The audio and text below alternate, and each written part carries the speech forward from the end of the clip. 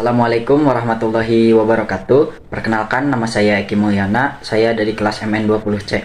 Kali ini saya akan membahas materi tentang sejarah akuntansi manajemen dalam mata kuliah akuntansi manajemen. Sejarah akuntansi manajemen.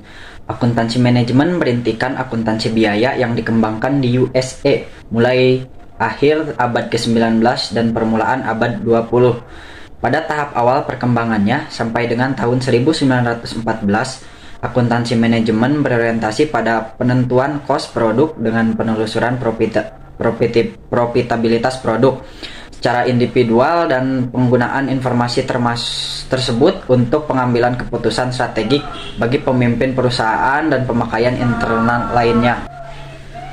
Mulai tahun 1925, dengan dikembangkannya pasar modal di USA, hampir semua usaha akuntansi manajemen untuk menghasilkan informasi bagi pemakai intern kemudian dihentikan dan digantikan dengan penentuan kos sediaan atau inventory costing.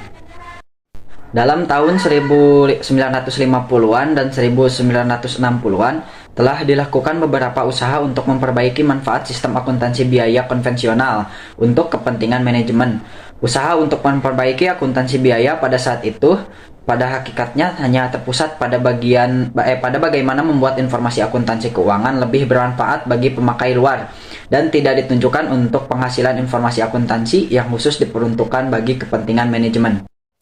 Pada tahun 1980-an dan 1990-an, praktik-praktik atau akuntansi manajemen tradisional yang sudah tidak mampu lagi melayani kebutuhan manajerial banyak ditemukan.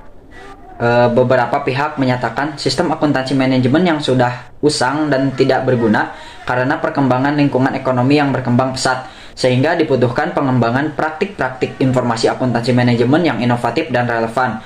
Perubahan orientasi akuntansi manajemen dari penyediaan informasi bagi pemakai intern untuk kepentingan pengambilan keputusan strategi ke penyediaan informasi keuangan bagi pihak luar perusahaan langsung terus sampai awal tahun 90-an. Pelaporan keuangan kepada pihak luar menjadi pendorong utama dalam perancangan sistem akuntansi biaya sejak pasar modal dikembangkan di USA. Pengertian akuntansi manajemen. Akuntansi manajemen ialah suatu sistem akuntansi yang tujuan utamanya yaitu untuk menyajikan laporan keuangan untuk suatu kepentingan pihak intern perusahaan seperti manajer keuangan, manajer produksi, manajer pemasaran, dan pihak internal lainnya. Tujuan akuntansi manajemen. Tujuan akuntansi manajemen ada 3. Yang pertama adalah menghasilkan informasi keuangan untuk kepentingan manajemen pihak intern perusahaan dalam usaha untuk mencapai tujuan perusahaan. Informasi tersebut diperlukan oleh manajemen untuk suatu bahan pertimbangan pengambilan keputusan manajemen serta melihat atau menilai hasil-hasil yang sudah didapatkan suatu perusahaan.